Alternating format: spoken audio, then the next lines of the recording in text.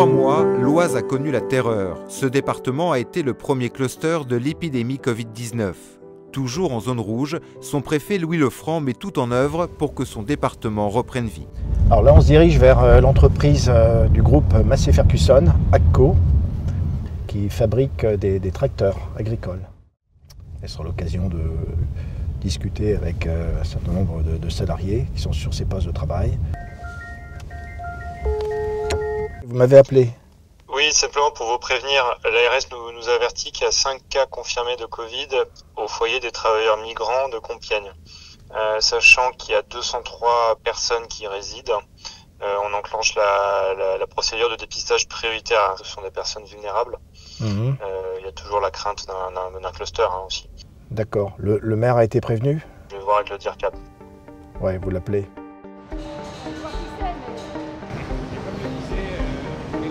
C'est pas trop contraignant d'avoir un masque, des lunettes, tout ça pour l'instant, les fortes chaleurs ne sont pas encore arrivées. Ouais. D'accord. Ça arrive tout doucement.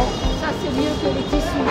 C'est mieux, c'est plus léger. Et puis alors, vous avez ça aussi éventuellement? Ouais, les lunettes ou les visières. On essaye de s'adapter par rapport au poste.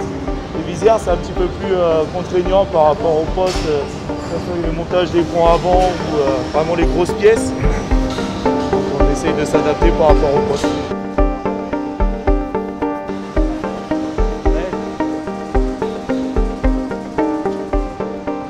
Petit à petit, nous avons travaillé sur la sortie du confinement, où nous avons échangé.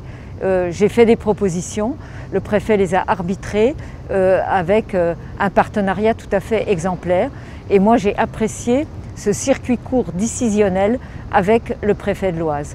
S'il y a un représentant de l'État déconcentré sur le territoire, c'est pas difficile d'envoyer un message, d'envoyer un mail et d'avoir une réponse quasiment en temps réel. Ce que j'ai mis en place d'abord, c'est une information régulière des élus. À chaque fois qu'il y a une mesure nouvelle, donc j'ai utilisé le réseau d'alerte, qui est plutôt une tonalité sécurité civile, pour que les maires soient tenus au courant, au jour le jour, avec une trace écrite, des mesures qui sont mises en place, mesures nouvelles, et puis des raisons qui ont conduit à mettre en place ces mesures nouvelles. Chaque semaine, le préfet échange avec les parlementaires sur toutes les questions liées au déconfinement. Aujourd'hui, c'est le président directeur général de la Poste qui répond à leurs interrogations. Pour ce qui me concerne, Monsieur le Président, moi je me suis lancé dans un exercice de comparaison. D'accord. Parce que l'Oise fait partie des Hauts-de-France et j'ai porté mon regard sur le nombre de bureaux de poste en pourcentage ouverts par rapport aux autres départements de la région des Hauts-de-France.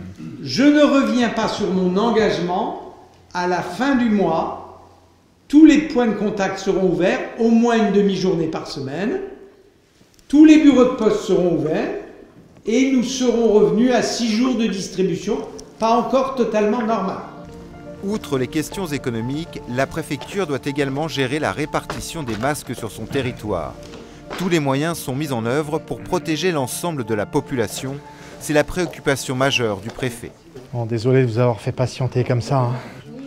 Ça va? Vous tenez le choc? Oui, ça va. Bon, ce qu'il nous vaut d'être ensemble, c'est le dispositif qu'on doit engager pour protéger les personnes qui le souhaitent pour être mis à l'abri en dehors de leur domicile pour celles et ceux qui en font le choix. Monsieur le préfet, soit elles le sont sur un lieu comme Marny-les-Compiègnes, et là on a Coalia qui pourra faire l'accompagnement, portage des repas et assistance, ou alors quand ils prennent comme option de rester donc à domicile, ce sera à nous d'organiser en lien avec les communes, si ces personnes sont isolées, leur accompagnement. Ouais.